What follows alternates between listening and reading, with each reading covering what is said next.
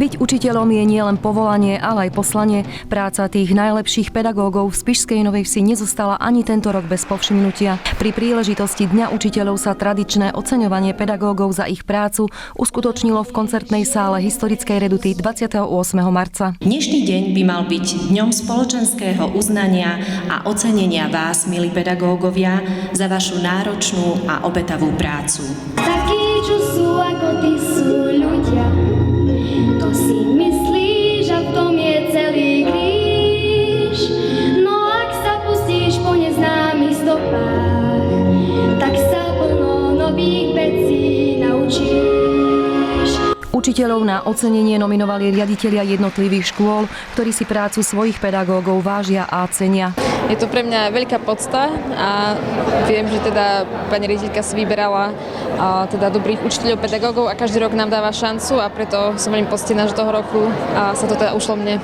Čo vás na práci teda učiteľa najviac baví? Ako učiteľa ma baví najviac skôr ten kontakt s deťmi, práca s nimi a kolektív, v ktorom prakticky som vyrástal. V prvom rade veľký stres trošku, ale samozrejme možno také aj zadozučinenie, aj radosť za tú prácu, možno niekedy aj trápenie z toho všetkého, ale si myslím, že to za to stojí, aj že naše deti za to stoja.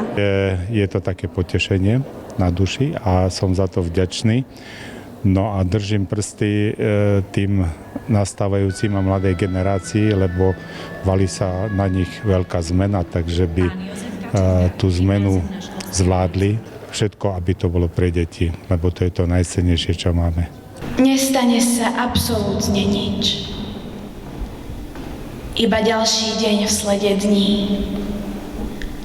A bude ich ešte mnoho. 51 najlepších pedagógov, ktorí svojim pozitívnym príkladom vzdelávajú a formujú deti a mládež, bolo ocenených v 3 kategóriách, a to za prácu v oblasti výchovy a vzdelávania, za vynikajúce výsledky a úspechy vo výchovno-vzdelávacej práci a za dlhoročnú prácu v oblasti riadenia a výsledky v oblasti školstva. Ocenenie si prevzalo aj 6 nepedagogických zamestnancov v kategórii prínos a práca v prospech školy. Dáva nám slobodu. Primátor mesta v príhovore vyslovil veľké uznanie pedagógom za ich vynikajúcu a nenahraditeľnú prácu. Pretože vieme dobre, že táto práca naozaj nie je ľahká. Myslím, že môžeme byť hrdí na to, že skutočne máme školstvo na takejto úrovni, aké máme, a bez skvelých učiteľov by to asi nešlo. Takže my sa snažíme byť slušní, úctiví a dodržiavať tradície a oceniť tých najlepších z najlepších. Čiže nielen tedy učiteľov, ale aj technických a nepedagogických pracovníkov. Takže som rád, že sa nám tento deň vydaril. Deň učiteľov si pripomíname 28. marca, v deň, kedy sa v roku 1592 narodil učiteľ národov Ján Amos Komenský. Jeho výrok "Všetci ľudia sa majú vzdelávať k ľudskosti" je aktuálny aj dnes, po 400 rokoch. I keď to dnes učitelia nemajú ľahké a čelia mnohým prekážkam, svoju prácu robia títo učitelia s láskou a vnímajú ju skôr ako poslanie. Určite je to poslanie. Je to poslanie, čo sa mi najviac páči, tak je to samozrejme práca s deťmi. Od malička som vyhľadávala malé deti a rozhodla som sa už v podstate v prvej triede základnej školy, že chcem byť učiteľkou, a tento môj sen sa mi aj splnil.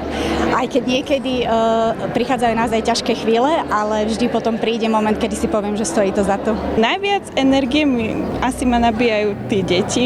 Tie mi dávajú takú spätnú väzbu, že vidím, že sa to naozaj oplatí, že to má zmysel. Tak je to poslanie, ktoré rada robím. Našla som sa vlastne v tom, čo robím. Najviac sa mi páči, najviac ma baví robiť s mladými ľuďmi, ktorí sú pre mňa veľkou inšpiráciou a motiváciou a dodávajú mi veľa energie a takej pozitívnej nálady.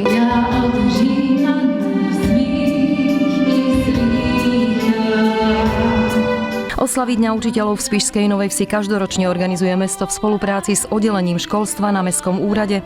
Slávnostnú chvíľu spríjemnili žiaci základnej umeleckej školy pekným kultúrnym programom.